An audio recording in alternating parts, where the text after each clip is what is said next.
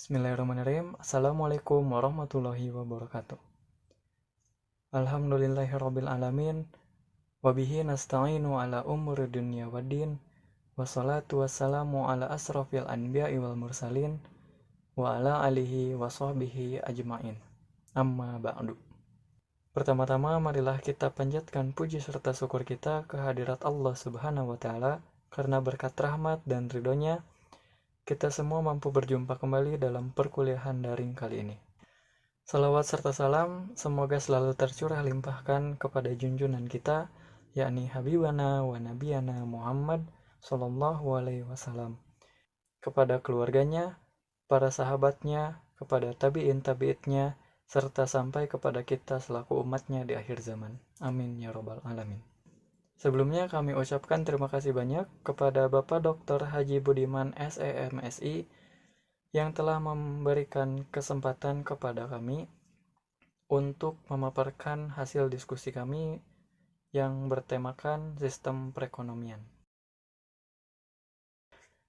Perkenalkan, kami dari kelompok 5 yang beranggotakan Andi Opianto, Adia Resmi Nur Khalifah, Agung Mediana, Ajeng Emar Wulandari, Anissa Imadul Bilad, dan Anissa Handayani Putri.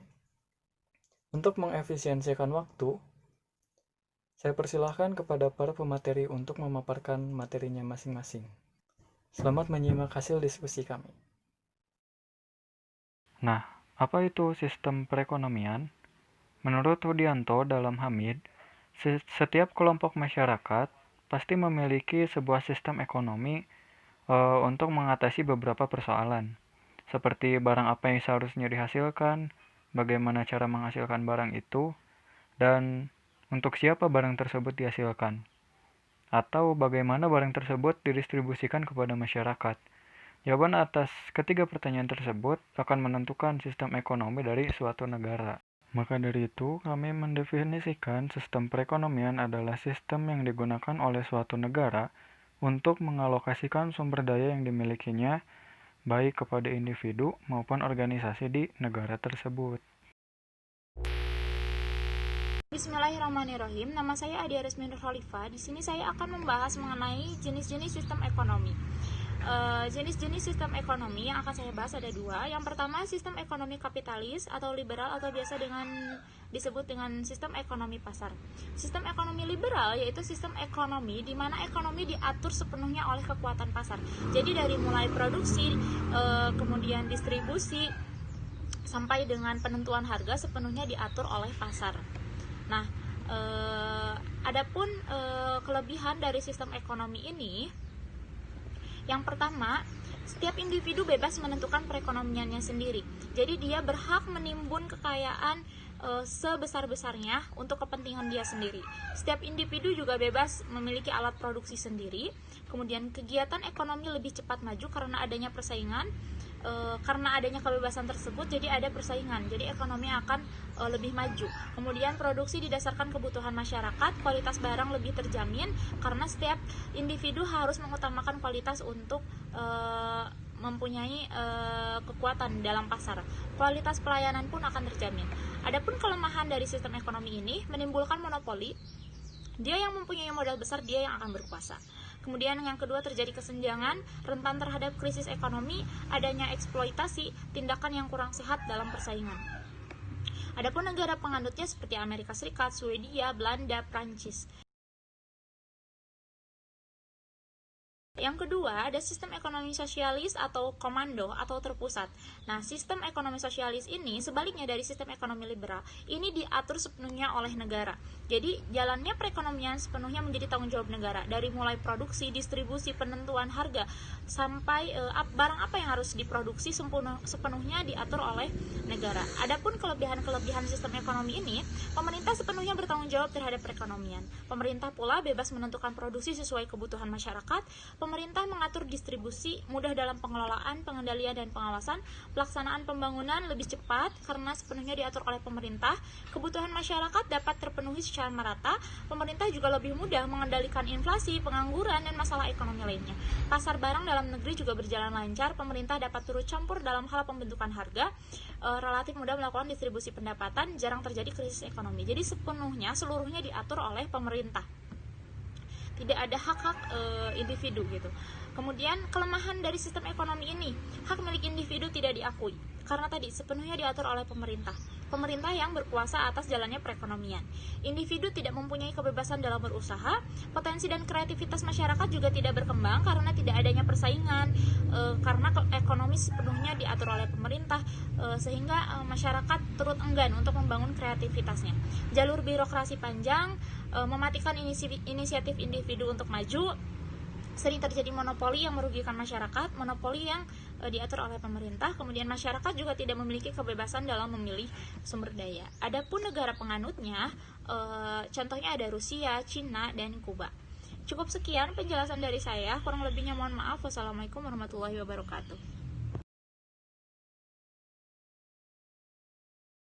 Jenis sistem ekonomi yang ketiga yaitu sistem ekonomi campuran, yang mana sistem ekonomi ini merupakan penggabungan antara sistem ekonomi liberal dan sosialis. Nah, dalam sistem ini pemerintah bekerja sama dengan pihak swasta dalam menjalankan kegiatan perekonomian.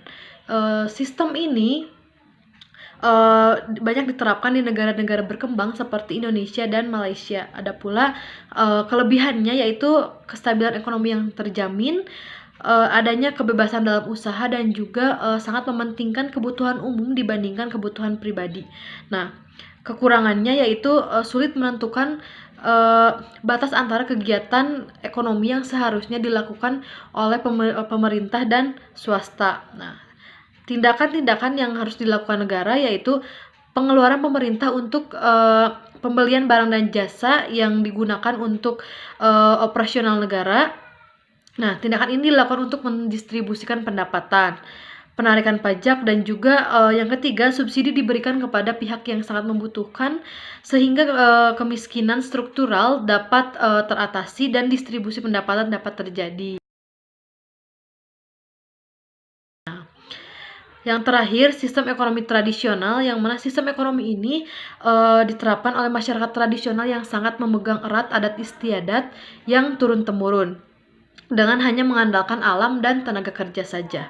Dalam sistem ekonomi ini, pengaturan ekonomi dimapankan melalui pola tradisi, yang biasanya sebagian besar menyangkut kontrol atas tanah sebagai sumber terpenting atau satu-satunya sumber ekonomi. Nah, ada pula kelebihan dari sistem ekonomi ini, yaitu tidak terdapat persaingan yang tidak sehat karena adanya hubungan antar individu yang sangat erat.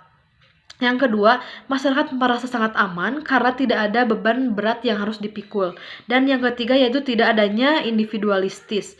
Nah, kelemahannya teknologi yang digunakan masih sangat sederhana sehingga produktivitas sangat rendah.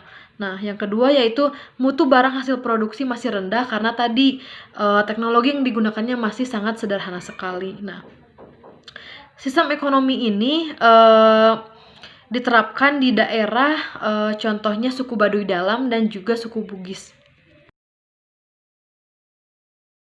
Materi selanjutnya adalah ciri-ciri dari sistem ekonomi. Yang pertama adalah ciri-ciri sistem ekonomi kapitalis. Menurut Hamid, ciri-ciri sistem ekonomi kapitalis yaitu yang pertama, penjaminan atas hak milik perseorangan. Hak milik pribadi adalah hal yang paling penting dalam kapitalisme. Setiap orang berhak menimbun kekayaan pribadi sebesar-besarnya tanpa mengindahkan posisi orang lain yang tidak memiliki kemampuan untuk melakukan hal yang sama. Yang kedua, mementingkan diri sendiri. Karena menekankan individualisme, maka segala aktivitas ekonomi dan sosial yang dilakukan sepenuhnya untuk kepentingan diri sendiri. Yang ketiga, pemberian kebebasan penuh. Paham liberalisme yang menjadi dasar pemikiran kapitalisme memungkinkan setiap pihak memiliki kebebasan penuh untuk melakukan aktivitas ekonomi. Campur tangan negara dalam aktivitas ekonomi dibatasi hanya sebagai penyedia fasilitas dan pengatur lalu lintas sehingga semua orang dapat melakukan aktivitas ekonominya dengan lancar. Yang keempat, persaingan bebas. Dalam sistem kapitalis, persaingan antar pelaku ekonomi di masyarakat dimungkinkan. Persaingan dapat terjadi antar penjual yang dapat memberikan kualitas terbaik kepada pembeli. Sebaliknya, beberapa pembeli dapat saling bersaing untuk memberikan harga terbaik. Yang kelima, harga sebagai penentu. Para kapitalis sangat percaya pada mekanisme pasar yang bekerja menentukan harga keseimbangan antara penawaran dan permintaan barang dan jasa.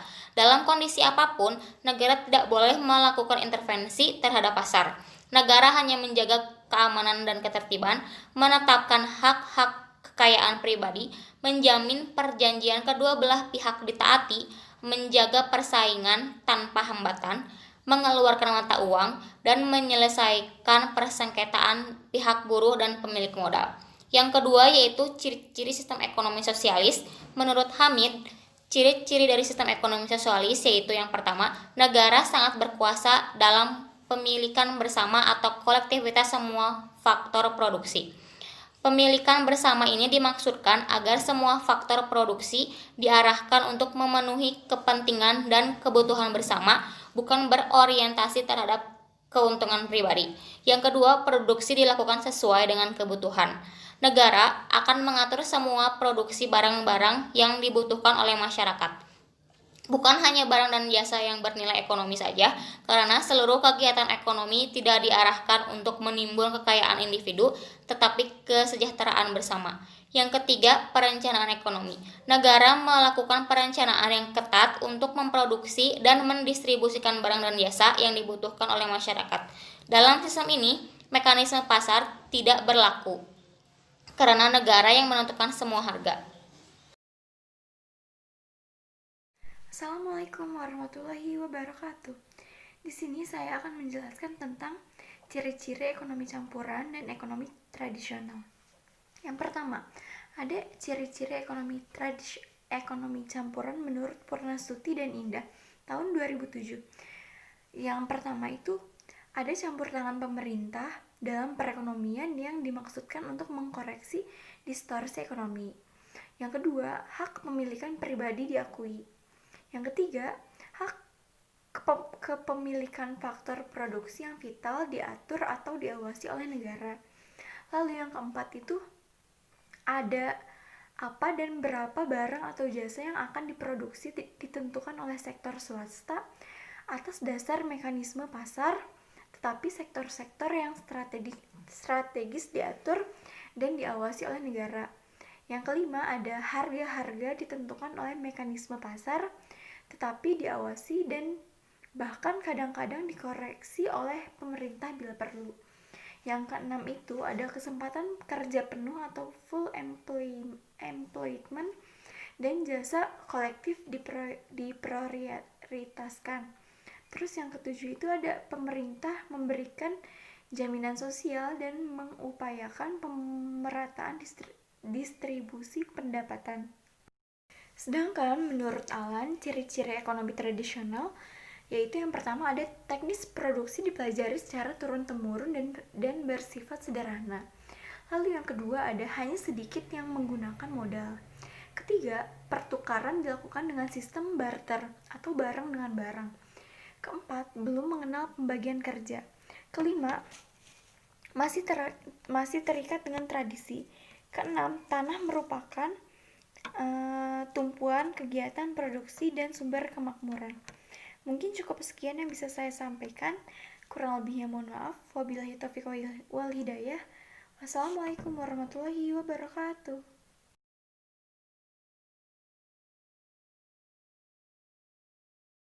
Baik, untuk materi selanjutnya yakni mengenai sistem perekonomian yang digunakan di Indonesia. Indonesia sendiri tidak menggunakan sistem ekonomi campuran, tidak menggunakan sistem ekonomi tradisional maupun sistem ekonomi komando seperti yang telah dipaparkan oleh pemateri sebelumnya. Nah, Indonesia menganut sistem perekonomian yang disebut dengan sistem ekonomi Pancasila atau yang sering juga disebut dengan demokrasi ekonomi. Demokrasi ekonomi itu sendiri dapat diartikan bahwa seluruh kegiatan yang terjadi dalam ekonomi itu terjadi dari rakyat, oleh rakyat, dan untuk rakyat, serta di bawah pengawasan pemerintah yang dipilih oleh rakyat juga. Dalam pembangunan ekonomi, masyarakat berperan aktif dalam perekonomian. Sementara pemerintah berkewajiban memberikan arahan serta bimbingan kepada masyarakat untuk menciptakan iklim ekonomi yang sehat guna meningkatkan kesejahteraan masyarakat.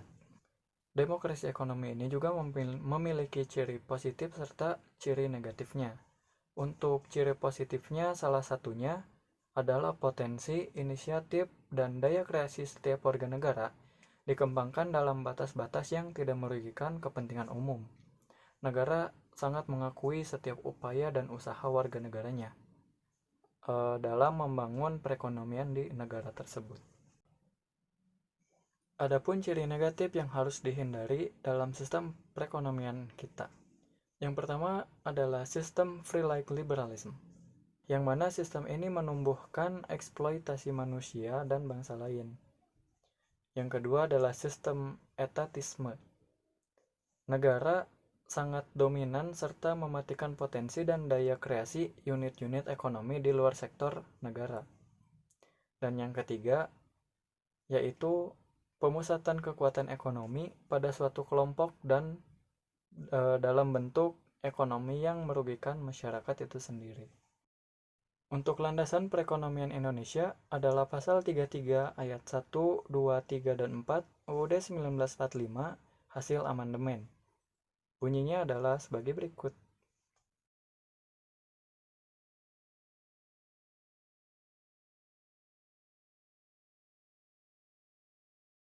Untuk materi mengenai ciri dari sistem perekonomian Indonesia, selain yang tercantum dalam penjelasan pasal 33 Undang-Undang Dasar 1945, demokrasi ekonomi tercantum juga dalam TAP MPRS nomor 22/MPRS/1996 sebagai cita-cita sosial dengan ciri-cirinya.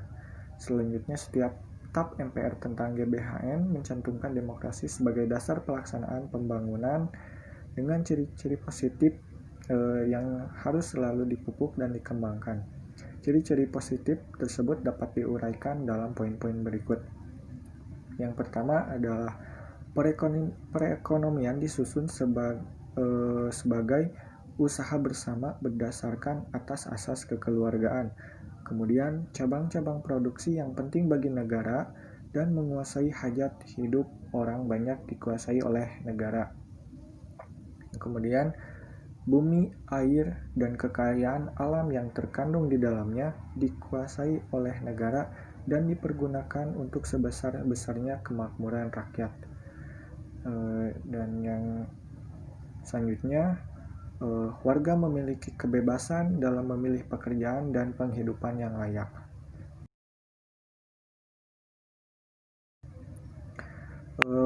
Terdapat juga pemikiran tokoh-tokoh ekonomi yang ikut mewarnai sistem ekonomi yang ada di Indonesia. Yang pertama, pemikiran dari Muhammad Hatta. Beliau merupakan sebagai perumus pasal 33 Undang-Undang Dasar 1945.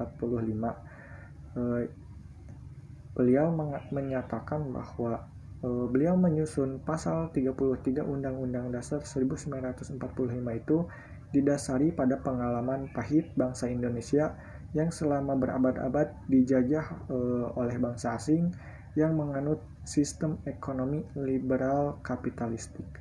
Kemudian dari pemikiran Wipolo, beliau hal ini disampaikan pada perdebatan dengan Wijoyo Nitisastro tentang pasal 38 UUDS 23 September 1955. Menurutnya, pasal 33 memiliki arti SEP, sangat menolak sistem liberal. Karena itu, SEP juga menolak sektor swasta yang merupakan penggerak utama sistem ekonomi liberal kapitalistik.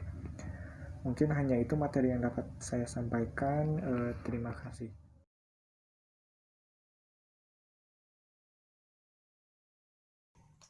Baiklah, cukup sekian pemaparan materi dari hasil diskusi kelompok 5. Mohon maaf bila banyak kekurangan. Semoga diskusi ini bisa bermanfaat bagi kita semua. Akhirul kalam, wassalamualaikum warahmatullahi wabarakatuh.